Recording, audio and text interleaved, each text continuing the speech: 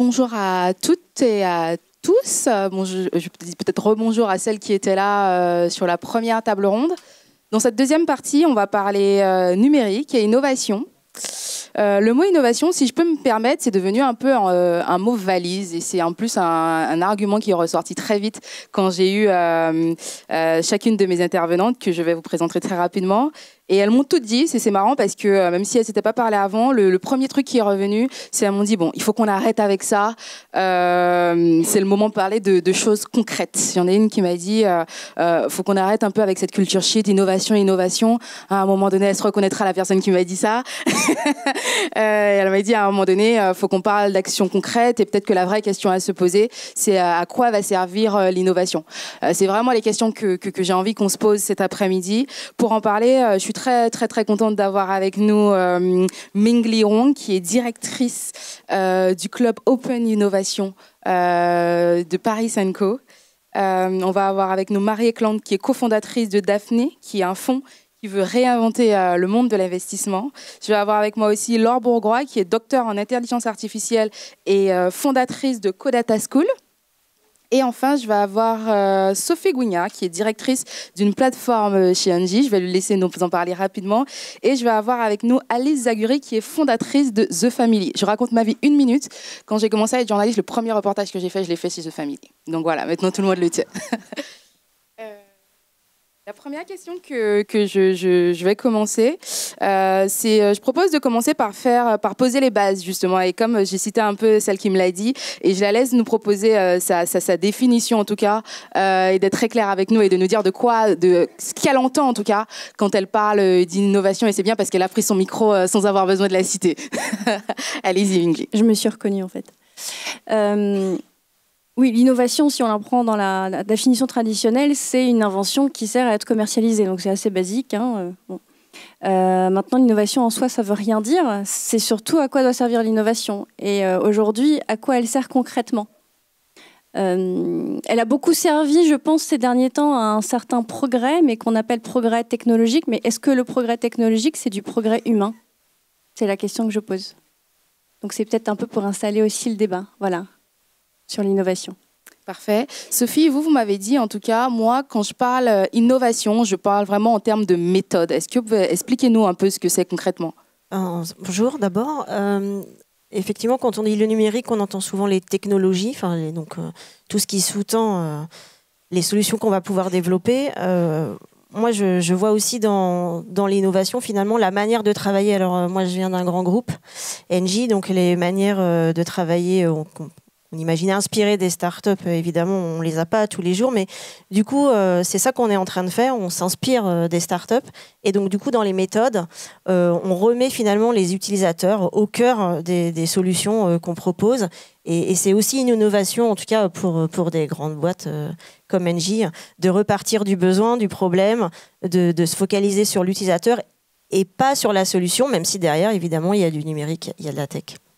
Ok, et Alice, quand chez The Family, on parle d'innovation, on parle de quoi exactement? Alors, on ne parle pas vraiment d'innovation. Après,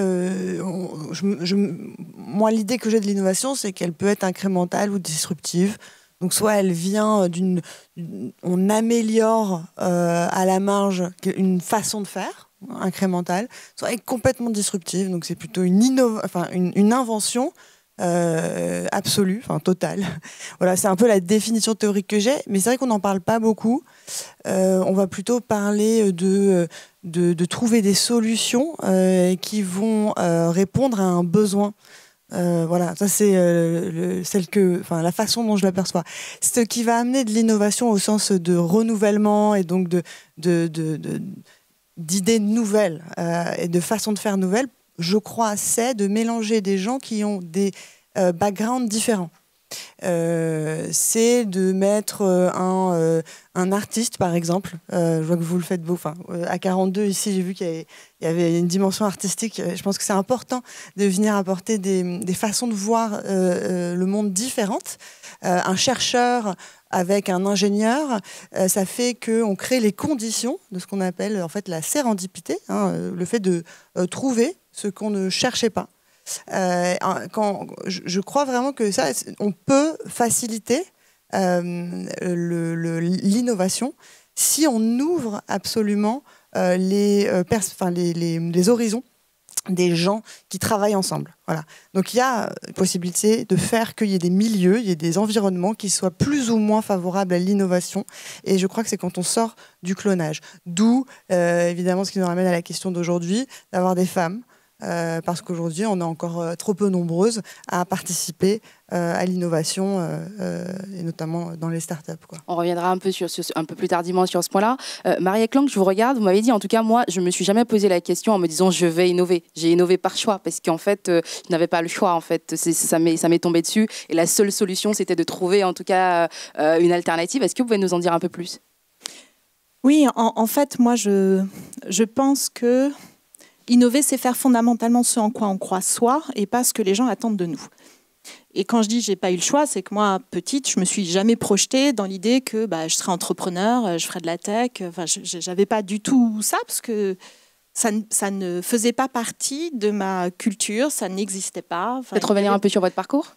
Et oui, effectivement. Et du coup, je pense que innover, ça remonte même au fait que, à la sortie d'un des lycées parisiens d'élite, j'ai refusé de faire une classe prépa parce que ça ne me correspondait pas. Donc, je n'ai pas fait ce que la société attendait de moi en termes de choix, qui était de suivre le parcours qui était celui qui devait ramener à une réussite sociale avec le plus de probabilité, parce que ce n'était pas moi.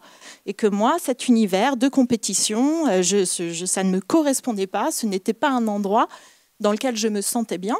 Et donc, du coup, je suis partie à la fac, après, et je n'ai eu que des choix comme ça qui ont créé une singularité, en fait. Mais qui est juste que j'ai eu cette démarche d'améliorer le parcours pour moi, c'est-à-dire de trouver mes propres réponses parce que les réponses qui m'étaient apportées autour de moi ne me satisfaisaient pas finalement.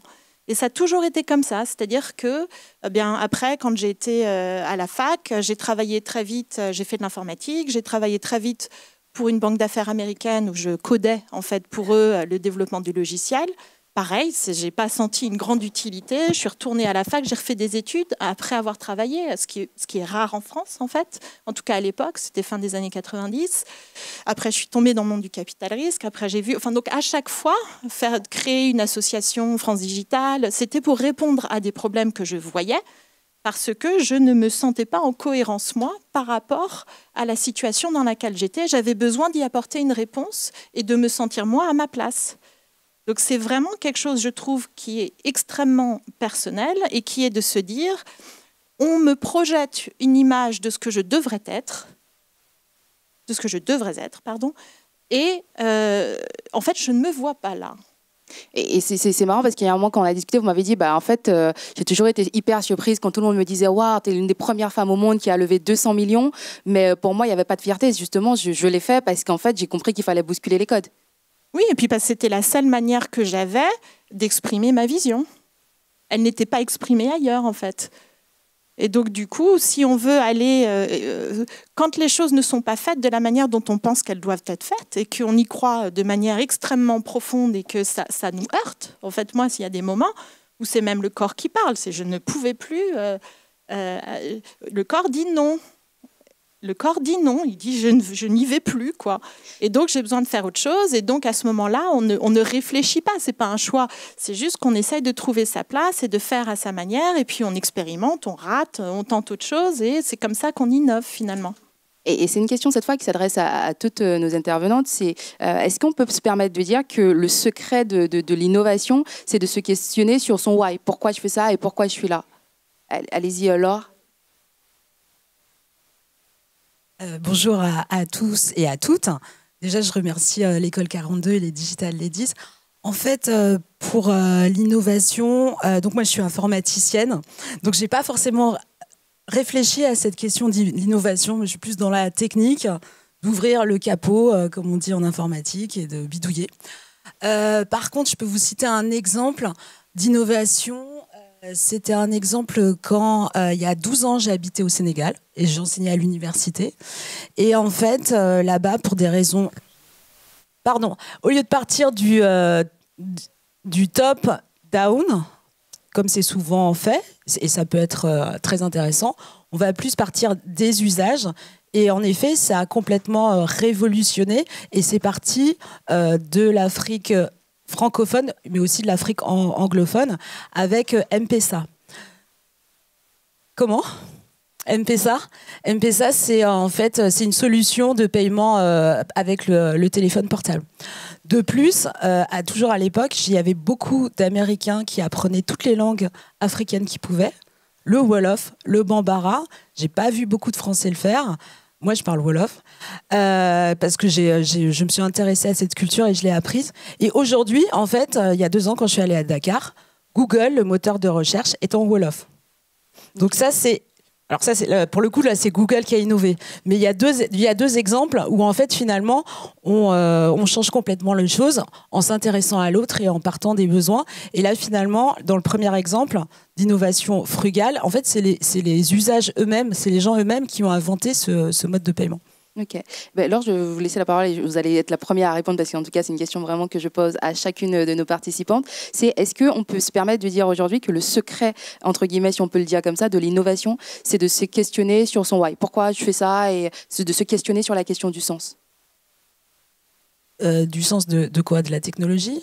En tout cas, quand je fais une action, j'innove parce que je me dis, ok, c'est un peu l'exemple qu'a donné Marie Eklund tout à l'heure, et je vois Mingling qui a l'air prête à répondre, donc peut-être que la laisser répondre et je vais revenir vers vous. Mais l'idée est de se dire que, voilà, l'idée n'est pas de se dire, ok, je vais réfléchir toute la soirée, qu'est-ce que je vais faire de nouveau, mais plutôt de se dire que le numérique devient une conséquence peut-être, un outil pour aller régler un vrai problème que j'ai innové. Je laisse peut-être juste Mingli répondre et je reviens vers vous. En fait, vous avez fait la réponse. Donc je vous laisse compléter. En fait, je voulais rebondir sur ce qu'a dit Marie, parce que ça m'a beaucoup touchée. Moi, je suis d'accord avec elle. Innover, c'est une notion philosophique. En fait, on devrait mettre l'innovation dans la philosophie. Ce serait une bonne idée. Innover dans le sens, et là je reprendrai une phrase d'Oprah Winfrey qui dit « On devient ce à quoi on croit ». Et Krishnamurti, là je la joue spirituelle, attention, hein. Je vous le dis tout de suite, c'est quand on prend conscience de tous ces conditionnements, alors là on est vraiment pleinement et entièrement dans le champ entier de sa conscience. Ouais, la liberté. Mais aussi être au courant, voilà, savoir toutes les croyances que l'on a, tous les conditionnements que l'on a, et essayer de se sortir, voilà, de cet écosystème, de cette société qui nous oblige à tracer une certaine voie, et à un moment donné, on se dit non, ça me correspond pas. Et c'est ça, innover, en fait. Innover, c'est sortir de ce champ-là. Voilà. Donc ça, c'est au niveau individuel, premier point. Et ça veut dire quoi, innover au niveau collectif? Moi, je reprendrai juste une date. C'est The Overshoot Day. Alors, je ne sais pas si vous savez ce que c'est, The Overshoot Day. C'est le jour du dépassement de la Terre. Et le jour de dépassement de la Terre, en 2019, c'était le 29 juillet. Alors, c'est quoi le jour du dépassement de la Terre? C'est le jour à partir duquel nous avons consommé l'ensemble de nos ressources sur la Terre. Alors, je vous pose la question, l'innovation, elle doit servir à quoi, à votre avis? Quand tu as dit à peine à la moitié de l'année? Ouais. À survivre. Ben, réparer, survivre. Guérir, prendre soin plutôt que détruire. Donc le point, c'est que moi, ça fait 20 ans que je travaille dans l'innovation, mais j'en deviens, moi, un petit peu écœurée par le sens que l'on a donné ces derniers temps à l'innovation. Quand on voit que le dernier show d'innovation au monde qui s'est produit à Las Vegas, qui s'appelle le CES en janvier, fait voilà, la part belle au GAFA et met en avant la dernière brosse à dents connectée. Et ça, le plus gros buzz qu'il y a eu, c'est sur la patate connectée. Je me dis, il y a peut-être un problème, en fait. Donc c'est quoi l'innovation? Donc c'est vraiment ça, le why, c'est à quoi doit servir l'innovation, mais pour moi, elle doit servir à réparer et à guérir ce qui a été détruit. Voilà. Allez, Zagueri, je vous laisse continuer. Moi, je voudrais juste compléter ce que ça fait 7 ans à The Family qu'on a mis en place une petite méthode, un petit protocole pour aider les fondateurs de start-up à revenir sur la question du sens et de leur sens. Et en fait, je pense qu'il y a aussi cette question, elle est essentielle et elle est au centre parce que l'innovation technologique, elle est quand même empreinte d'une certaine culture. La culture des développeurs, des programmeurs, etc. Et je me souviens que la première fois que j'ai mis les pieds dedans, la première fois, comme quand on rentre à 42 par exemple, il y a une certaine ambiance, il y a une certaine culture, elle est principalement masculine, et elle est aussi, quand on parle de culture geek, elle est focus, elle est gaming, et elle n'est pas forcément dans l'écoute des émotions et du cœur. Je caricature, hein, je tire le trait très rapidement. Donc c'est pas forcément des gens qui vont valoriser a priori ce qu'ils ressentent, leurs émotions. Ils n'ont pas appris à les écouter. Et en fait, c'est la première chose où je me suis dit, tiens, moi, je pourrais peut-être tirer le fil et les aider à voir s'ils sont à leur place et les aider à être voilà, dans leur why et dans leur sens et à être juste, simplement alignés. Et voilà, donc la question du why, elle est essentielle, d'autant plus que on part d'une culture qui est très fortement cérébrale et très fortement voilà, culture geek, qui a pas encore été amenée à s'interroger sur quel est le sens que ces émotions me donnent, quoi. Qu'est-ce qu'elles m'indiquent comme route. Et Sophie, je vous regarde parce que vous m'avez dit, mais on parle beaucoup justement de cette question de why, de cette question de sens, le fait de bousculer les codes dans les startups. Mais attention, on peut le faire aussi dans les grands groupes. Ce qui a été votre expérience? On essaye. Moi, je suis pas allée aussi loin que toi. J'ai encore sûrement des choses de la société que j'ai pas réussi à libérer, mais donc j'essaye d'innover à l'intérieur de l'entreprise. Et effectivement, la connexion avec le why, même à l'intérieur de l'entreprise, en tout cas dans certaines, je pense qu'on peut réussir à le faire. Et donc c'est ce que je fais depuis quelques années, effectivement, où donc Engie a créé un lieu qui s'appelle Engie Digital, où on essaye de casser les codes du grand groupe en s'inspirant des méthodes de start-up. Et donc j'ai eu l'occasion de participer, d'être incubée dans un incubateur de start-up qui est Willa, quelques mois.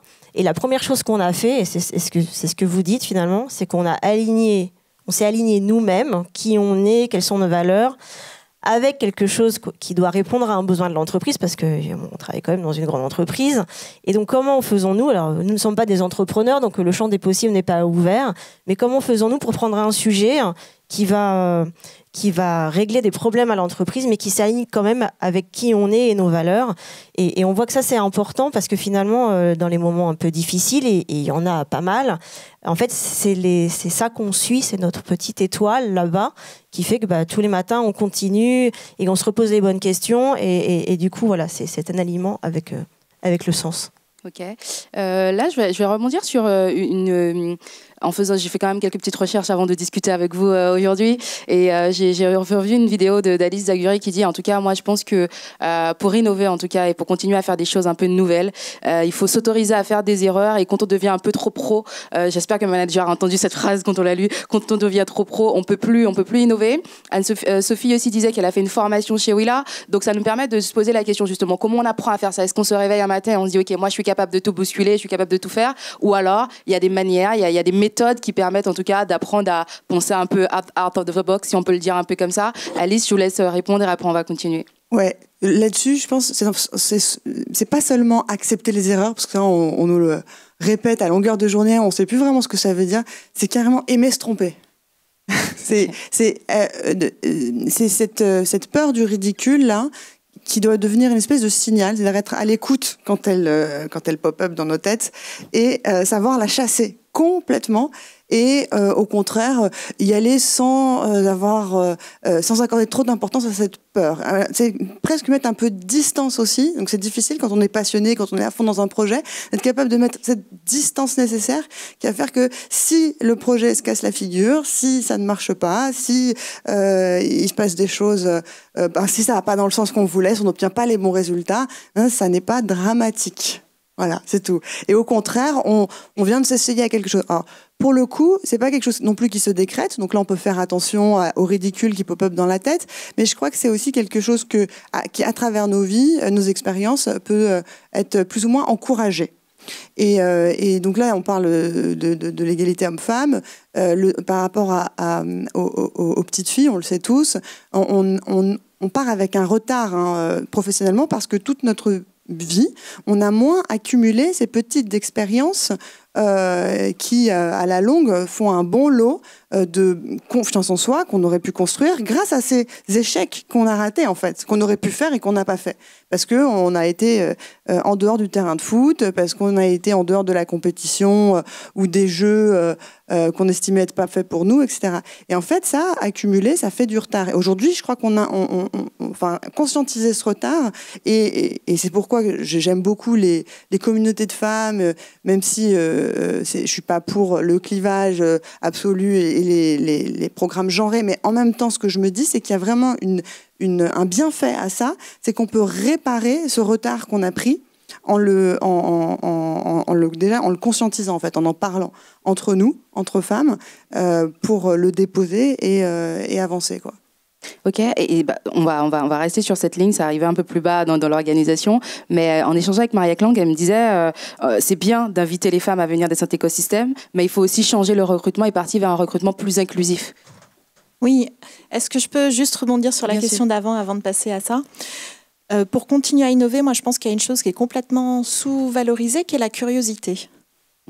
C'est-à-dire que, en fait, moi là je suis en train de m'intéresser à plein de choses que j'ai jamais étudié avant, parce que justement, comme dit Mingli, je pense qu'on a des vrais sujets sur la table auxquels il faut s'attaquer. Donc je suis en train de creuser l'agriculture, je suis en train de creuser plein de trucs comme ça, qui ne sont pas du tout des choses que j'ai creusées avant. Et c'était pareil, quand j'ai monté France Digital, j'ai dû m'intéresser à la fiscalité, qui était vraiment pas un truc qui était naturellement ma tasse de thé, mais en fait, c'est extrêmement intéressant quand on comprend que c'est le principal outil de politique publique, etc.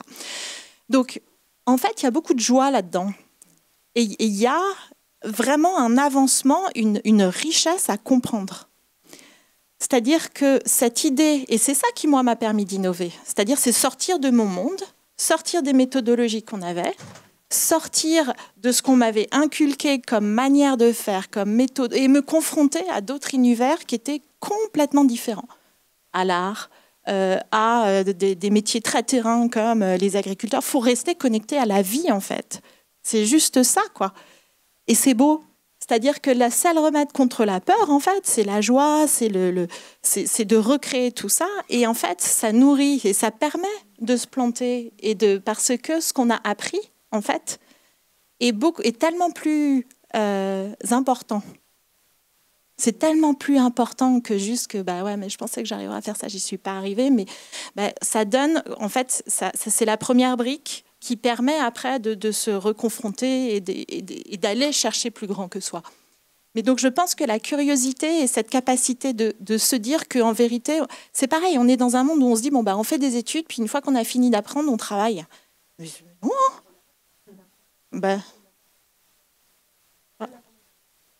voilà. Parfait. C'est très participatif, c'est très bien.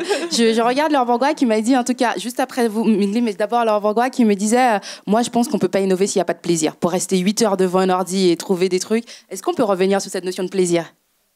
Oui, donc en tant qu'informaticienne, moi pourquoi je fais de l'informatique, c'est parce qu'en fait ça m'amuse. Parce que j'ai trouvé ça drôle de construire. Au début, je voulais faire des robots footballeurs, en fait. Justement, le robot, qu'est-ce qu'il doit faire ? C'est de l'intelligence artificielle. Le robot, il doit percevoir son environnement, interpréter ses perceptions, faire une prise de décision. La décision, est-ce que je shoot ou pas dans le ballon, etc. Et moi, justement, plus jeune, je faisais du football très très mal. Et après, se coordonner avec les autres, négocier, etc. Et tout ça, c'est un problème d'intelligence artificielle.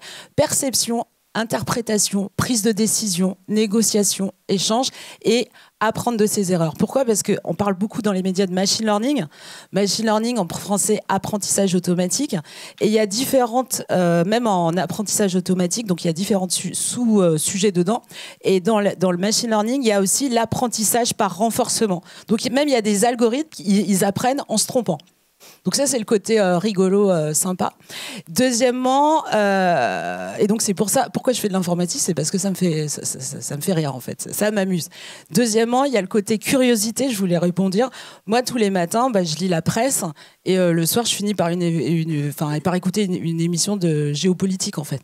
Pourquoi ? Parce que ça m'intéresse. Et je pense que le plus on se nourrit d'actualité, mais aussi de science-fiction, lire de la science-fiction, c'est pas réservé à des garçons, comme faire du football, etc. Et voilà, faire des robots footballeurs. Ou alors, je m'étais dit, tiens, j'ai vu qu'il y a un langage qui est sorti au MIT pour contrôler des drones à distance et pour leur faire des trajets. Je me suis dit, là, il y a 2 ans, alors que j'ai pas de notion en électronique, je me suis dit je vais acheter un drone et puis je vais le bidouiller. ça ne sert à rien, hein, par contre, là, sur le coup. Hein, ça ne sert à rien. Je ne vais pas monter une start-up là-dessus. Mais ça peut apporter des compétences aussi. C'est le côté on s'amuse. Mingli, je vous laisse rebondir. Oui. Déjà, vous avez toutes les trois parlé de cœur, de curiosité, de plaisir. Sont des valeurs essentielles dans la vie, en général. Et je voulais rebondir parce qu'aujourd'hui, c'est quand même la journée internationale de la femme. Quand même. Ouais. J'ai le chauffeur de taxi qui dit « Ouais, c'est quand la journée de l'homme ?» C'est 365 jours par an. Le reste, ça peut être la femme. Donc, tout ça pour vous dire que je remarque que dans la salle, il y a 99% de femmes, à peu près. Hein. Oui.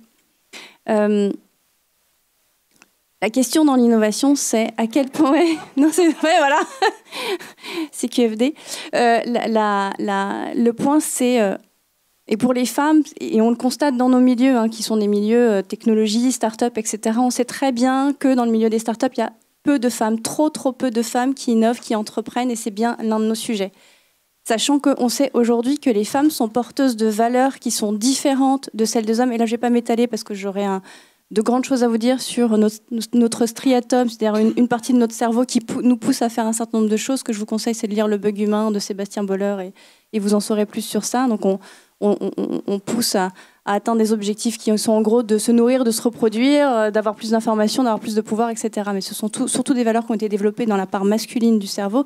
Et les parts féminines sont un petit peu différentes parce que nous, on est plutôt dans des parts protectrices parce que nous avons eu des rôles tout simplement aux âges préhistoriques qui étaient plutôt des rôles de maintien et de protection de la famille. Donc nous avons d'une certaine façon développé des valeurs complètement différentes. Et c'est la raison pour laquelle, bien souvent chez les start-upeuses, nous avons aussi des innovations, en tout cas des propositions de valeurs, de produits ou de services qui vont plutôt vers le bien commun.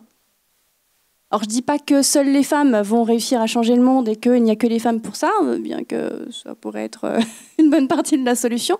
Mais en tout cas, voilà, moi ce que j'encourage beaucoup, c'est que moi par exemple, je suis issue d'un milieu extrêmement défavorisé. On ne prédestinait pas à avoir un bac plus 5, à faire de grandes études. Et j'ai fait une école de commerce qui était plutôt moyenne. On me disait, tu vas être bêtement petite commerciale et puis basta. Et puis non, en fait, moi je voulais être consultante et je voulais être autre chose. Et à chaque fois, en fait, je me suis dépassée. J'ai osé me dire qu'en fait, malgré tout ce qu'on prévoyait pour moi, non, c'était pas ce que je voulais de ma vie. Donc, ce que je veux vous dire par là, c'est qu'en tant que femme, vous devez sortir de vos conditionnements, sortir des conditionnements qu'on vous a donnés. Vous êtes toutes capables de faire de grandes choses. Et à partir du moment où vous croyez que vous êtes une femme géniale, vous êtes une femme géniale. C'est tout. Voilà. Et donc, vous êtes en capacité, si vous avez des valeurs que vous voulez absolument conduire, produire et diffuser autour de vous, vous en êtes capable, peu importe ce qu'on va vous dire, peu importe le jugement qu'on va avoir sur vous. Voilà, donc c'est le seul mot que je vais vous dire, c'est audacez-vous. Voilà. Allez jusqu'au bout des choses, sans avoir peur de faire des erreurs. Parfait. Laure voudrait rajouter quelque chose ? Oui, sur le côté confiance en soi, moi je me suis toujours dit... le bon sens, c'est la chose au monde la plus partagée au monde. Enfin voilà, c'est Descartes. Et donc je me suis toujours dit oui, si l'autre il arrive à faire ce code ou avoir son bac plus 5, etc. Moi je peux faire autant. Pourquoi ? Parce qu'en fait je pars du principe que qu'on a tous le même cerveau. Alors je sais pas, mais j'en sais rien. Mais en tout cas, si lui il y arrive, que ce soit un homme ou une femme, moi je peux faire pareil et peut-être mieux. Alors, est-ce que je vais faire mieux ? Je ne sais pas, mais c'est ça qui m'a fait réussir finalement et avoir mon doctorat en intelligence artificielle. Et alors, d'où cette confiance en soi vient, je ne sais pas d'où est-ce que ça vient, mais se dire ça en fait. Lui, il y arrive, moi aussi, je peux faire mieux. Parfait. Et j'imagine qu'il faut avoir vachement confiance en soi, en tout cas pour aller bousculer des process. Sophie, je vous regarde. Vous m'avez dit, en tout cas, moi, quand j'ai eu envie de mener des projets nouveaux, je suis partie quand même me former chez Willa pour apprendre, en tout cas, des méthodes qui venaient des start-upers. Comment on porte ce type de projet dans des entreprises avec beaucoup de process, où des fois, c'est peut-être un peu difficile de bouger les codes. Comment ça se passe et comment on porte ce type de projet ? Il faut y croire, il faut oser, hein, et puis il faut sûrement aussi un alignement de planètes. Alors moi, je crois toujours que j'ai de la chance, mais finalement, je crois que la chose n'arrive pas toujours par hasard. Donc effectivement, il y a un sujet, le sujet sur lequel je travaille, c'est très masculin. Donc nous, on produit de l'énergie, on on a des centrales, un certain nombre de choses, et on a des pièces pour réparer. Et donc, on en a trop. Et le sujet, c'est comment réduire ces stocks de pièces qui coûtent très cher, qui sont partout dans le monde, et personne ne sait qui a quoi, finalement. Donc, on part d'un sujet qui n'est pas forcément très sexy, a priori. Sauf que moi, je vois l'économie circulaire dans le monde industriel, comment réutiliser des pièces. Et là, ça fait tilt dans ma tête, ça fait partie de certaines de mes valeurs. Et effectivement, je dis, bah, écoutez, moi, je vais prendre c'est un problème, quelqu'un a exprimé un problème et je vais essayer de travailler là-dessus.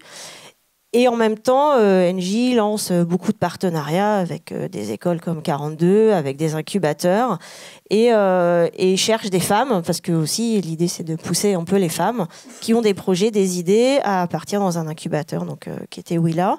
Et donc je dis, bah moi j'ai ce problème à résoudre. J'ai des idées, il faut l'ouvrir à l'extérieur d'Engie, il faut chercher des partenaires qui ont envie de partager aussi leur stock dans un intérêt de bien commun, peut-être aussi. Et donc, mon idée et moi, on est sélectionnés. Et effectivement, pendant plusieurs mois, je vais apprendre déjà qui je suis, qu'est-ce que je veux faire, comment je veux le faire, quel est le problème. Donc, le sujet, c'est pas la solution. Donc, on avait quelques autres femmes d'autres sociétés et on voyait que c'était difficile parce qu'en fait, quand on travaille dans des grands groupes, on vient surtout apporter des solutions et on n'a pas bien compris quel était le problème, on n'a pas bien compris à qui ça allait servir. Et donc, il fallait déconstruire un peu tout ça pour se focaliser sur le problème à résoudre et qui rencontre ce problème.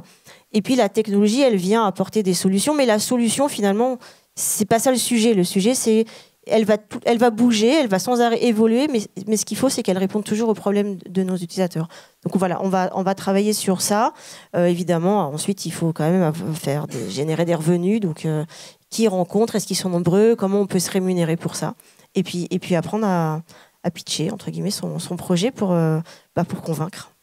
Ok, parfait. En tout cas, dans ce moment d'échange, je suis contente parce qu'on a des femmes avec nous qui sont très brillantes. J'aimerais bien qu'on réfléchisse peut-être à des solutions, parce qu'on a très vite montré que le manque de parité, en tout cas, était un frein à l'innovation. Et je me dis que justement, on peut peut-être profiter de cet après-midi pour que nos participantes qui sont ici présentes, demain se disent, ok, si je dois faire un premier pas à hauteur de ce que je sais faire, avec les compétences que j'ai, qu'est-ce qu'on pourrait mettre en place? Donc, est-ce qu'on peut essayer? Peut-être, je vais faire un tour de table et je vais vous laisser chacune me dire un peu, selon vous, justement, quels sont les premiers pas, les premiers gestes qu'on peut essayer de modifier pour commencer à faire avancer les choses. Je regarde Marie-Claude. En fait, je pense que la première des choses, c'est de comprendre que ce n'est pas un problème local. C'est un système, en fait. C'est un problème systémique. Et là, on parle de la parité, mais fondamentalement, il n'y a pas de représentativité dans le monde de la tech, comme il n'y en a pas dans le monde de la finance, comme il n'y en a pas dans le monde des puissants, etc. Donc, on a un problème de déterminisme social, on a un problème qui est structurel, qui est culturel et qui donc est systémique. Et ce que je vois, c'est qu'on a été habitué à résoudre des problèmes localement. Donc, on se rend compte qu'il n'y a pas assez de femmes au conseil d'administration, on va mettre en place un quota, c'est très efficace. Donc maintenant, il y a 40% de femmes au sein de tous les groupes cotés français, etc. Mais quand vous regardez l'impact que ça a eu sur la composition des comités exécutifs, donc c'est-à-dire des gens qui dirigent l'entreprise, pas du conseil d'administration, ça n'a absolument rien changé. D'accord ? Donc, ça veut dire qu'on s'est dit, on va agir là, localement, à ce point précis-là. Et si on ne prend pas le problème dans son ensemble, en fait, ça ne résout pas le problème. Et on n'a pas été habitué à penser de manière circulaire. On n'a pas été formé à penser de manière holistique. C'est pour ça, typiquement, qu'on a beaucoup de mal à appréhender les problèmes de l'environnement, parce que ce sont des sujets complexes, en fait, qui sont complètement interdépendants. Quand on se dit est-ce que le nucléaire c'est bien ou mal, en fait on ne peut pas avoir de réponse si on n'a pas pensé dans son ensemble la manière dont on voulait que le monde évolue, comment on sortait du carbone, est-ce que c'est un élément d'une solution et ça dépend de la solution globale. Et donc ce que je pense pour répondre à la question, c'est qu'en fait on ne peut pas aborder la situation ponctuellement, il faut qu'on réfléchisse et c'est ça la première des choses à faire chacun d'entre nous. C'est de se dire comment est-ce que moi, je participe à ce système-là, que je sois homme ou femme, parce qu'on parle de tout ce qu'on projette sur les femmes, il y a exactement la même chose sur les hommes. il y a exactement la même chose, c'est-à-dire qu'ils doivent se comporter d'une certaine manière avec tous ces codes de compétition, de ci, de ça. Pour moi, c'est pareil. Il y a la même chose sur les enfin, je veux dire, surtout sur les valides, les invalides, sur les noirs, les blancs. On fait partie d'un système qui, culturellement, structurellement, de manière systémique, trace des trajectoires pour les uns et les autres. Donc la première des choses à faire, c'est de s'aligner. Or, c'est très difficile de s'aligner, donc de comprendre qui on est vraiment, en fait, hein, et donc à quoi on veut participer, quel est son propre système de valeurs. Et c'est ça qui rend puissant et fort, en fait. Hein, c'est de s'aligner. Mais c'est très difficile de s'aligner dans un monde où tout pousse au désalignement, parce que tout projette sur soi une image de ce qu'on devrait être. Et donc, les récompenses sociales autour de nous ne vont pas du tout au fait de s'aligner soi-même. C'est l'inverse, en fait. C'est ce qu'on dérange quand on ne s'aligne pas, puisqu'on remet en cause un système dans lequel tout le monde a accepté. Exactement. Et donc, moi, je pense que si on veut vraiment arriver à innover et à revenir à des choses auxquelles on croit et être en capacité de faire ça, en fait, il faut pouvoir se mettre un minimum à distance de ça pour décrypter le monde. Parfait. Migli, je vous laisse continuer. Oh, j'arrête pas de faire comme ça depuis tout à l'heure. Parce qu'évidemment, je suis complètement en phase de la vision holistique de Marie. Je citerai une phrase de Katie Shepard, qui était une suffragette. Alors, pour ceux qui ne savent pas ce que c'est qu'une suffragette, c'est celles qui se sont battues pour le droit au vote des femmes, qui disait ceci, que la pluie qui rafraîchit un sol desséché est faite de gouttes d'eau distinctes. Et donc, ne croyez pas que votre vote à lui seul ne compte pas. Il compte, en fait. Donc, c'était pour revenir à ce principe que, déjà, c'est le principe du revenir à soi, de se réaligner, c'est-à-dire se recentrer. Or, ça fait moi des années que j'essaie de me réaligner. J'ai du mal. parce que la société, parce que c'est difficile de se réaligner. Le réalignement, le recentrage, c'est émotion, corps et voilà, et esprit. C'est extrêmement difficile dans nos sociétés très urbaines de pouvoir le faire. En tout cas, effectivement, c'est une condition fondamentale pour pouvoir aller de l'avant. Et une fois qu'on est aligné, centré, en tout cas qu'on commence à savoir ce que l'on veut vraiment pour notre vie, pas dans la vie, mais pour notre vie, et qu'on est capable de se dire « je suis capable de tout faire », quoi qu'on dise, je suis capable de tout faire, à ce moment-là, on est capable d'avoir une puissance phénoménale. Et donc, du coup, c'est revenir à soi pour ensuite avoir une action collective. Qu'on soit étudiante, qu'on soit en recherche d'emploi, qu'on soit dans une grande société, qu'on soit dans des plus petites structures, chacun à un autre niveau, en fait, on peut agir, on peut faire quelque chose. Et pour revenir au thème, parce qu'en fait, on sait, finalement, on parle toujours de soi, hein, quel que soit le thème, c'est revenir à soi, se recentrer. C'est-à-dire comment se servir de l'innovation, en tout cas, comment se servir de notre pouvoir d'inventer notre vie et notre pouvoir de changer, en fait, le monde grâce à nos actions. C'est ça, innover, en fait. Et que ce soit technologique, numérique, on s'en fout, quoi. Enfin, c'est pas le sujet. Après, on se donne les moyens d'y arriver, donc on apprend. On apprend tout ce qu'on a envie d'apprendre, parce que ça va nous faire plaisir. Parce qu'on va y trouver du sens. Parfait. Voilà. Allez, je vous laisse continuer. Ok, moi juste là, comme ça, en t'écoutant, Marie, j'ai pensé à un truc sur cette histoire d'alignement, etc. C'est en réaction à l'affaire Polanski, alors au-delà du fait que ça montre une société qui est encore l'arc-boutée, patriarcale, etc., que c'est une certaine forme d'archaïsme que ça dit, mais c'est que tu parlais des honneurs, qu'est-ce qu'on valorise. Et la façon de justifier l'honneur qui a été rendu, c'était, oui, attention, il faut séparer l'artiste de l'homme.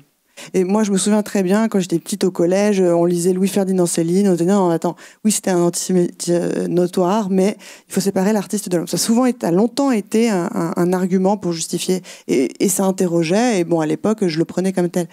Aujourd'hui, les temps ont changé, il n'est plus possible, je le sens, on le sent tous, hein, en fait, de désaligner, en fait, et de dire ah non, on va séparer l'homme de l'artiste. Et c'est marrant, et peut-être que je me fais un lien toute seule, hein, mais la logique que je vois là-dedans, c'est que quelque part la technologie, elle a aidé à changer tout ça, a aidé à changer notre perception. La technologie, elle est venue réconcilier le faire, le FAIRE, hein, la matière.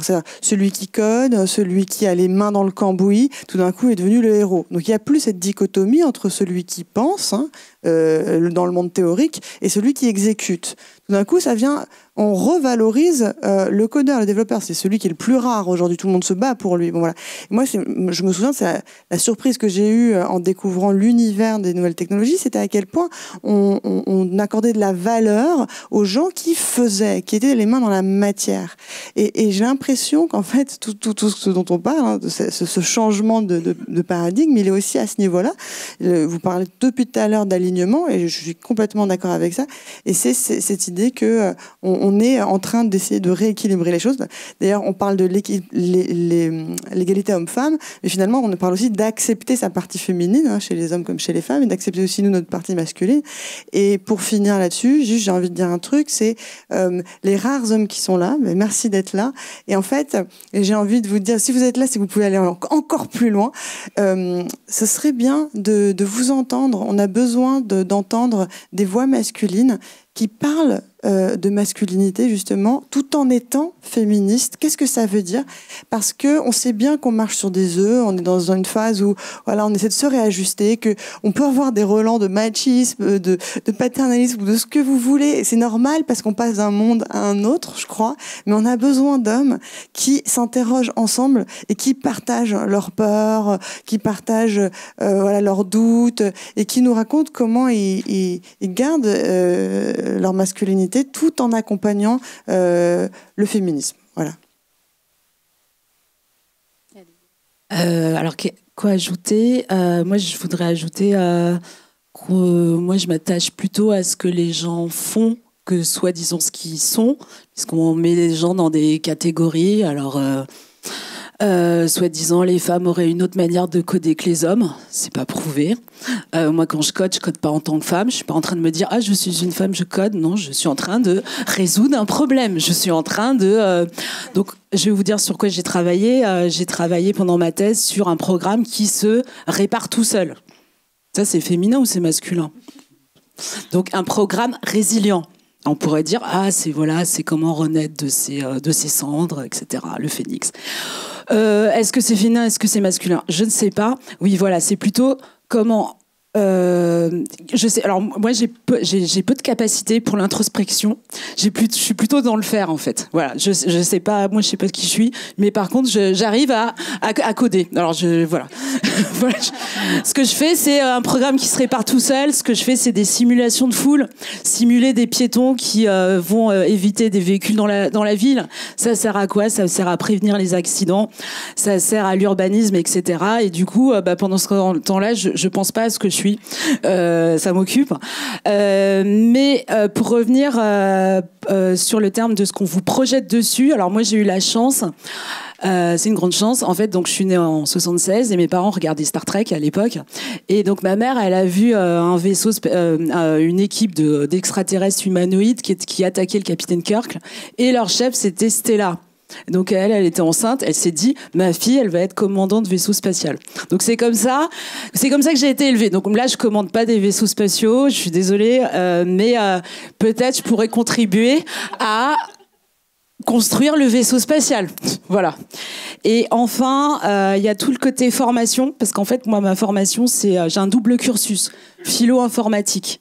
J'avais fait un bac C, donc aujourd'hui bac S, et à l'époque, je me demandais justement, parce que j'arrivais pas à savoir qui j'étais, et je sais toujours pas, j'étais là, mais qui suis-je, moi qui suis, qui ne serai plus, etc. Donc j'ai fait philo. J'ai pas retenu grand-chose, mais justement, il y avait un double cursus à Paris 1, philo et fondement de l'informatique. Donc, ça m'a paru plus facile que de me poser des questions, faire de l'informatique. Et du coup, c'est ce double cursus qui m'a amené à faire un DEA d'intelligence artificielle. Et après, une thèse sur un programme qui se répare tout seul. Donc voilà, il y a des ponts en termes de formation. C'est-à-dire, vous pouvez très bien, donc à Paris 1, donc maintenant c'est Panthéon-Sorbonne, vous pouvez commencer par la philo et en fait vous retrouver dans l'intelligence artificielle. Je connais aussi des personnes, hommes ou femmes, qui ont commencé par la linguistique et qui sont atterris sur le traitement automatique de la langue naturelle. Je vous regarde vous parce qu'on a fait le chatbot hier, et qui est une partie de l'intelligence artificielle, c'est-à-dire comment découper le langage, comment comprendre, qui est intégrale aussi de l'intelligence artificielle, c'est-à-dire simuler un humain. Il y a des gens qui viennent aussi des sciences cognitives. Donc voilà, le cerveau, comment ça marche. Il y avait pour un stage, j'avais pas été pris pour mon stage de DEA, c'était à l'ONERA, donc c'est le ministère de la Défense. Eux, ils voulaient essayer de simuler des failles dans le cerveau qui faillent que telle personne développer tel ou tel trouble mentaux, et ils voulaient le simuler en fait, parce que justement on pouvait pas faire des expériences là-dessus. Donc, j'avais pas été prise parce que je connaissais pas Java. Donc, ce que j'ai fait, c'est je me suis dit, OK, j'arrive pas à trouver un stage parce que je connais pas Java, parce que je connais d'autres langages. Bah, j'ai menti. Le stage d'après, j'ai dit, moi, je connais Java. Et après, j'ai passé 2 mois non-stop à apprendre Java. Voilà. Donc, à la limite, et j'ai l'impression qu'il y a pas mal d'hommes qui se surévaluent, qui vont dire ah ouais tu connais, mais bien sûr je connais, puis en fait ils sont là ouh là, je vais apprendre, je vais passer. Par contre après on bosse en fait. Et donc je me suis dit je vais faire comme eux en fait. Et il y avait un copain ingénieur, il m'avait dit oui mais en fait un ingénieur c'est quoi? Donc moi j'ai pas fait d'école d'ingénieur. Un ingénieur c'est quoi? C'est un mec qui dit je sais tout en fait. Mais il sait pas tout. Mais en fait après il va bosser pour essayer d'arriver à avoir la compétence. Et je pense que c'est aussi une des clés du soi-disant inégalité. C'est une fois qu'on a compris ça, ou alors par exemple pareil, avant j'arrivais pas à prendre la parole dans les réunions. Il y a une copine qui était spécialiste de com, elle m'a dit mais t'as pas remarqué, le gars en fait il a une demi-idée, il la sort, l'autre il a un tiers d'idée, il va reformuler, il la sort en fait, et puis il y a un troisième qui arrive et qui dit bon allez c'est bon on synthétise. Bah, dès que tu fais ça, dès que tu fais pareil qu'eux, ou alors tu reformules tout simplement ce que l'autre a dit en d'autres termes.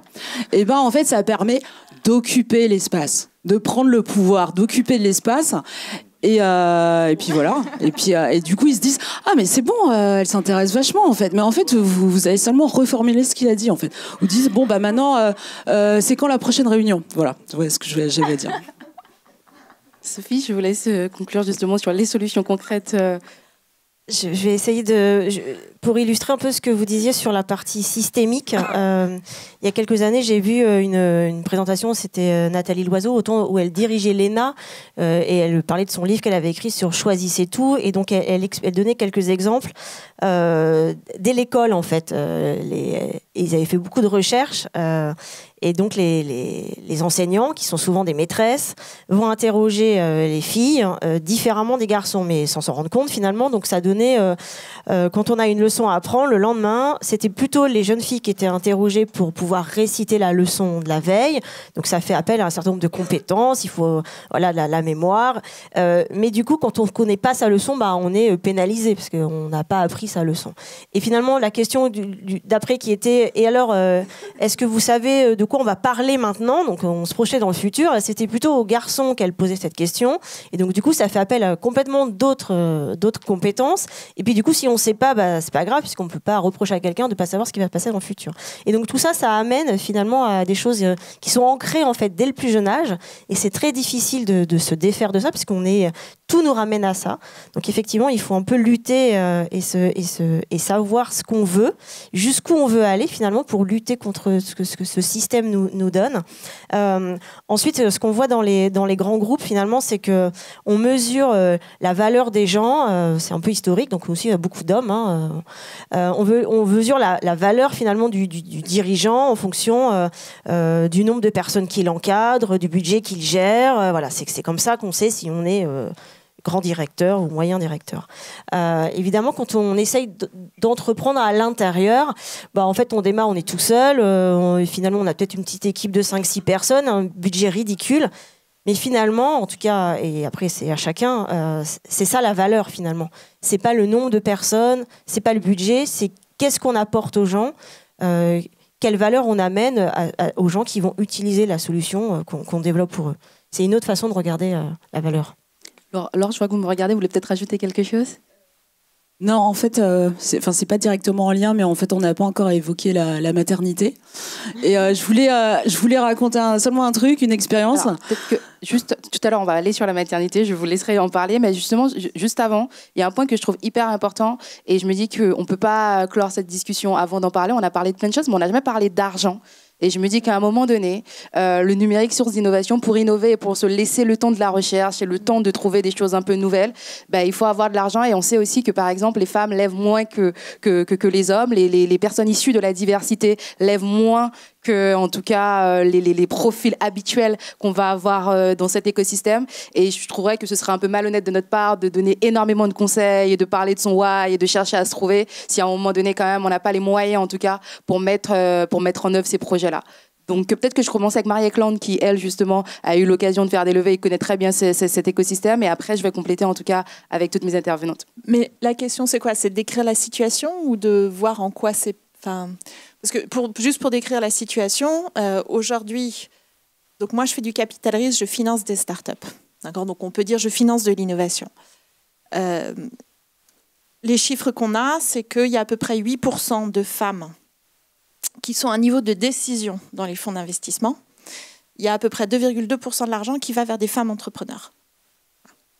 Donc, en proportion, on voit, il y a 98% de l'argent qui va vers des hommes.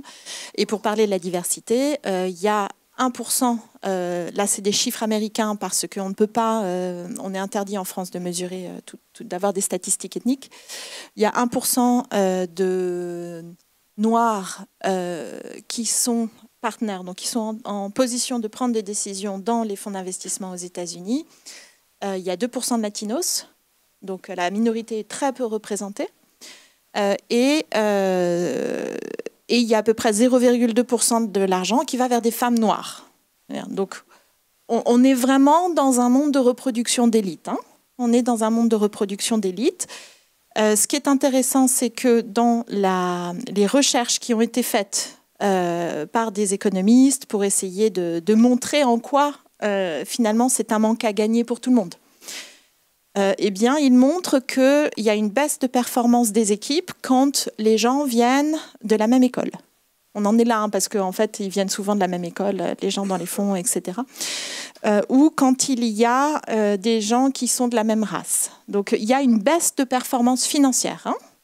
Donc, moi, ce que je vois, juste pour comme ça, c'est que on est dans on peut se dire que, comment dire, la finance, c'est du machine learning. Donc la finance, ça veut dire quoi? Ça veut dire que les modèles financiers, la manière dont ils fonctionnent, c'est qu'ils regardent ce qui a marché dans le passé, marché étant gagner de l'argent, et ils vont essayer de prendre des décisions d'investissement pour optimiser ce qui va marcher dans le futur à partir de ce qui a marché dans le passé. D'accord? Donc on est en reproduction de modèles, on est en reproduction du monde actuel. Et on n'est pas seulement en reproduction, on va optimiser. Ça veut dire qu'on va aller de plus en plus vers des modèles qui vont augmenter la capacité à gagner de l'argent. Donc on fait ce qu'on appelle de l'overfitting, ça veut dire qu'on accélère en plus, on va optimiser vraiment sur le paramètre argent. D'accord ? Moi, je pense que la trajectoire du monde actuel n'est pas bonne, justement pour revenir sur ce que disait Ming Li, et que donc si on veut avoir une chance de changer cette trajectoire, il y a un moment donné, il faut qu'on se pose la question de comment on change la manière dont on prend les décisions d'investissement, parce que c'est là où va l'argent. Si l'argent, il ne va que à des endroits où on reproduit en accélérant ce truc d'optimisation du profit, on ne va clairement pas changer la trajectoire du monde. Hein. Donc, et on pourrait se dire que justement, comme on est dans le capital risque au moment où il n'y a pas de données passées, on peut prendre des décisions qui sont pas justement en train d'optimiser des modèles passés, puisqu'on est vierge en fait. Il y a des entrepreneurs qui arrivent avec des idées neuves, etc. Sauf que ce qu'on voit dans la pratique, c'est que comme on est sur en fait, la manière qu'on a de se rassurer, c'est prendre des décisions en pattern recognition, c'est-à-dire en reconnaissance de modèles. Donc, c'est pour ça que tous les entrepreneurs se présentent souvent en disant « Moi, je suis le Uber des médecins, je suis le Airbnb des ados, je suis le truc du truc », parce que c'est ce qui permet à un financier de conceptualiser un risque de l'intégrer, de le projeter, de voir un rendement associé et donc de financer. Donc on est en reproduction de modèle ou on est en reproduction d'élite parce qu'on va financer des gens qui ressemblent à des gens qui ont déjà marché dans le passé. Et donc, finalement, les trajectoires d'innovation qu'on a créées ne sont pas si larges que ça parce qu'elles ont été financées par des gens qui se ressemblent. Donc, on a beaucoup, beaucoup à gagner en élargissant complètement le spectre du type d'entrepreneur qu'on finance, mais ça passera par le fait d'élargir aussi le type de gens qui prennent des décisions financières. Et là où je dis qu'on a un problème systémique, c'est que eh bien, nous, les gens qui nous confient de l'argent, eh bien, ce qu'ils veulent, c'est confier de l'argent à des gens qui ont déjà gagné de l'argent dans le passé. Et donc, c'est 92% d'hommes blancs, on va dire. Non, si on enlève les 2 et les 1, enfin bon. Donc, on est une énorme majorité de ça. Donc, évidemment que si on continue à suivre ces règles-là, on est juste en reproduction, en fait. Donc, le vrai sujet, qui est le sujet qu'on a partout, dans toutes les industries, c'est que si on veut changer de trajectoire parce qu'on pense qu'on n'est pas dans la bonne, c'est quoi les fondamentaux sur lesquels on va s'appuyer et qu'est-ce qu'on va valoriser au-delà de l'argent pour arriver à prendre des décisions différentes? Et du coup, ça me permet de rebondir sur... C'est une question que je pose à Mingley et à Lisa Curie, justement, au niveau de vos structures. Qu'est-ce qui est mis en place, justement, pour aller chercher des profils un peu différents? D'abord Mingley et ensuite Lisa, vous allez pouvoir compléter. Je peux rebondir d'abord. Je rejoins encore une fois Marie, décidément.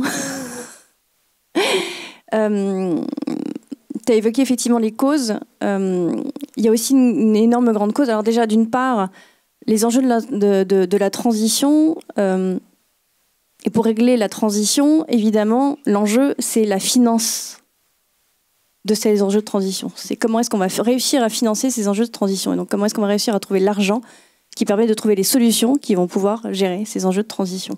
Donc, évidemment, ça revient à la question du profit. Et pour revenir à la question du profit, et c'est ce qui bloque notre système et notre vision des choses, c'est qu'on a une fausse croyance autour du profit. Et là, c'est bien ancré dans nos têtes, dans nos cerveaux depuis des millénaires. C'est qu'en fait, on a associé le profit et donc forcément à générer de l'argent, à créer de l'argent. Notre économie est totalement financiarisée, ce qui veut dire qu'on a une vision extrêmement comptable du monde de l'entreprise, ce qu'on appelle dans des jargons d'entreprise, on a une vision très héroïste, on a une vision du résultat. Moi, je gère la relation grand compte au niveau de Paris & Co. Et donc, je vois en fait le repli des grandes entreprises sur là en fait on est disrupté par Uber, par machin truc et tout, il faut qu'on continue à faire de l'argent parce qu'on doit payer nos actionnaires et donc en fait les mecs là, c'est parce que c'est surtout les mecs qui sont au top management, je rebondis, vous devez faire du résultat et c'est avant tout le résultat. Et moi ce que je vois, parce que moi mes interlocuteurs ce sont des directions innovation, et ils me disent en fait ils sont tous en train d'aller au placard quoi, tout simplement parce qu'on se dit désolé les gars, vous avez fait joujou pendant des années à essayer de trouver des solutions, vous n'avez toujours pas trouvé. Là, on a besoin de fric, donc vous êtes plutôt sur le résultat et puis vous verrez tout le reste. Et puis, si au bout d'1 an ou même pas au bout de 6 mois, ça n'a pas généré du chiffre d'affaires, vous virez quoi. Donc, on a une fausse croyance. Je voudrais juste fausse croyance sur le profit qui est de dire on doit générer absolument de la croissance à 2,5, à 3,5, à 4,5, à 5,5, quelquefois à 18. Donc aussi dans la finance, c'est exactement ça. C'est le ROI des actions sur lesquelles on met de l'argent. Bref, tout ça pour vous dire qu'on a associé faire du profit et faire de l'argent, et faire du profit a été aussi complètement dissocié des enjeux et sont été complètement dissociés de la destruction que l'on générait. C'est-à-dire c'est comme si le profit était hors du champ de conscience de la Terre. Et à l'inverse, tout ce qui est good, tout ce qui est du fait du bien, en fait, ça fait pas d'argent. Donc en fait, c'est pas très intéressant parce que ça fait pas d'argent. Et donc tout ce qui va faire du profit, donc comme les Yuka qui trouvent pas non plus son modèle économique, alors qu'en fait c'est juste absolument fondamental. Qui est-ce qui utilise Yuka dans la salle? Voilà. Donc c'est une application en fait qui permet de scanner des produits pour savoir si c'est bon ou pas pour ta santé. Voilà. Et donc, elle n'a pas de modèle économique pour le moment. Pourtant, ça fait vraiment du bien à la société, ça fait du bien aux consommateurs et ça fait surtout bien à l'industrie agroalimentaire et à l'industrie cosmétique. Bref, tout ça pour vous dire que cette fausse croyance que l'on a bien ancrée a bien amené à la financiarisation de notre économie, à une vision très court-termiste et comptable, en fait, de l'entreprise. Et qu'à côté de ça, tout ce qui fait du bien, c'est associé à ne pas faire de l'argent. Et donc, du coup, on ne le finance pas. Or, aujourd'hui, l'enjeu, c'est comment tout réparer ce qui a été détruit. Donc, du coup, comment réassocier le profit et le sens. Et comment financer le profit, plutôt le sens, pour faire éventuellement du profit. Donc, c'est vraiment changer notre mindset par rapport à tout ça et notre fausse croyance pour aller vers un autre paradigme. Okay. C'est ça le... Merci beaucoup. Alice Aguirre, est-ce que vous pouvez me dire justement qu'est-ce qui est mis en place pour aller chercher des profils un peu différents? Alors, très concrètement, d'abord, je pense que tu lead by example. Donc, quand à la tête, tu as une nana présidente avec un associé qui s'appelle Oussama et un troisième qui s'appelle Nicolas, tu vois, déjà, ça plante le décor et ça fait que tu attires à toi des gens qui sont un peu différents. Ensuite, donc ça, voilà, tu attires ce que tu incarnes aussi. Donc, après, très concrètement sur le terrain, je peux pas me vanter de quoi que ce soit parce qu'on avait des chiffres atroces. C'était 5% de nanas, 5% de nanas qui toquaient à la porte de The Family pour se faire accompagner avec leur start-up. Donc j'en ai eu marre et j'ai décidé de créer un programme qui s'appelle Gold Up, qui cartonne. Alors j'y croyais pas au tout début pour être très honnête, mais je me suis dit il faut essayer pour voir, parce que je voulais pas faire un truc genré, justement, je voulais pas faire un truc uniquement dédié aux nanas, ça me posait problème. On l'a fait, maintenant le samedi, donc c'est 50 nanas pendant 5 samedis qui apprennent à passer de l'idée à une boîte profitable. On n'est pas en train de dire on va créer la billion. Là, on est dans un mode déjà créer une boîte profitable et tout le monde sera content. First step. C'est mon meilleur jour le samedi. Voilà, moi donc ça c'est Gold Up. Et de l'autre côté, tu parlais de la question de l'argent, évidemment. Tu peux pas espérer avoir plus de projets qui cartonnent, plus d'entrepreneuses, si en face t'as pas plus d'investisseuses. Et donc il y en a pas à part toi, et même en amont de toi, parce que toi t'es dans le VC, donc dans le venture capitalisme. Donc c'est voilà. Il y a les business angels. Les business angels, c'est ceux qui viennent apporter au départ un petit peu de beurre dans les épinards. Ça commence à 50 000, hein, voilà, même avant, jusqu'à 500 000 à peu près. Et ça, on appelle ça business angel ou friends and family. Mais quand on n'a pas les friends ni la family qui peuvent mettre l'argent, on va voir un business angel. Et effectivement, c'est parce que c'est que des mecs. Donc on a créé Madrinas as a Family. C'est pour toutes les femmes qui ont des capacités d'investissement, mais juste qui savent pas par quelle boule prendre. Et ça crispe la question d'argent. On le sent, c'est toujours quelque chose qui, surtout en France. On le sait tous, c'est pas un sujet facile. Et donc en fait, elles ont un peu honte d'avoir la capacité, mais de pas savoir comment investir. Elles s'autorisent pas.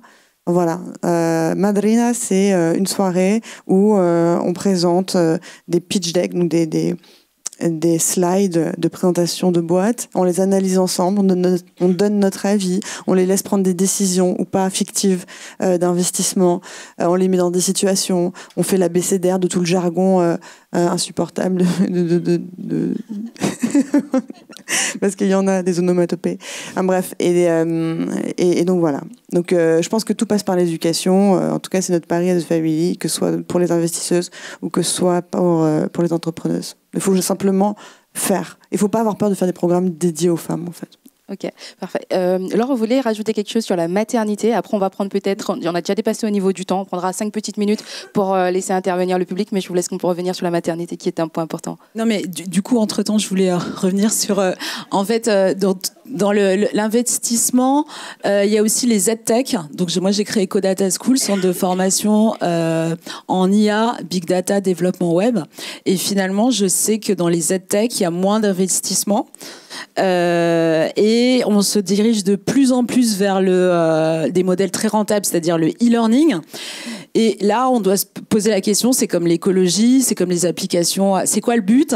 Est-ce que le but, c'est complètement remplacer un être humain par une vidéo que je regarde? Ça peut convenir à certaines personnes, mais moi, je crois beaucoup au blended learning, c'est-à-dire au présentiel, où je suis dans une salle avec pas mal de personnes et on peut échanger.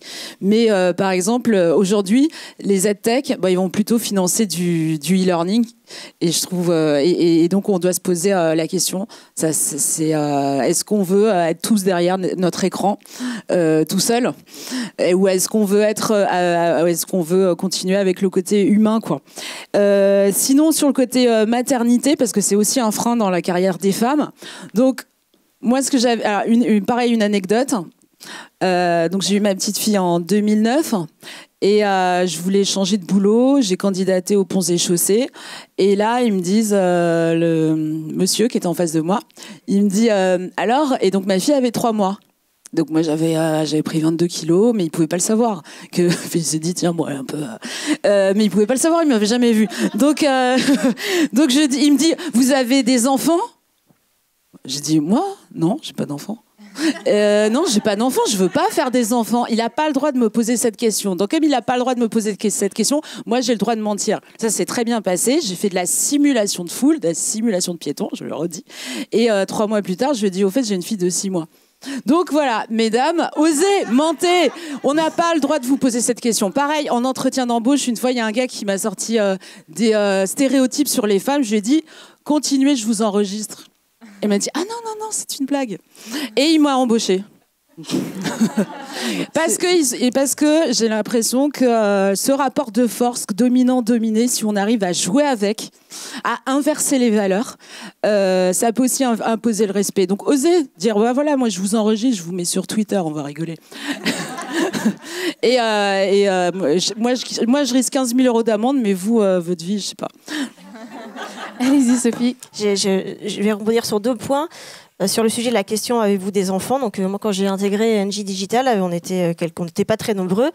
Et donc, on a rencontré le Big Boss. Et donc, dans l'entretien, il me dit, alors du coup, maintenant, tu as combien d'enfants? Je ne sais pas. Et vous en avez combien, en fait? Donc moi, j'ai pas menti. Mais j'ai retourné la question. Donc pour moi, ça, c'est ce que j'appelle le sexisme ordinaire. Donc moi, ça ne passe pas par moi. Donc je fais suer tous mes collègues, parce que dès qu'il y en a un qui passe je lui dis, bah non, ça, tu peux pas dire. Enfin voilà. Donc moi, je lutte pas mal pour faire ça, mais on voit que finalement, quand on l'a fait plusieurs fois, les gens n'y reviennent plus. Donc il avait lui aussi 3 enfants. Il avait vu que sa femme avait beaucoup géré la logistique. Donc c'était très intéressant cette conversation.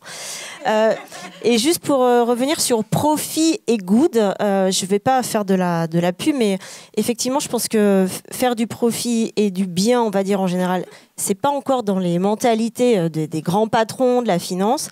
On avait jusqu'à pas très longtemps une directrice générale qui était la seule femme du CAC 40 qui, elle, nous donnait sa vision qui était les 3 P, les people, la planète et le profit.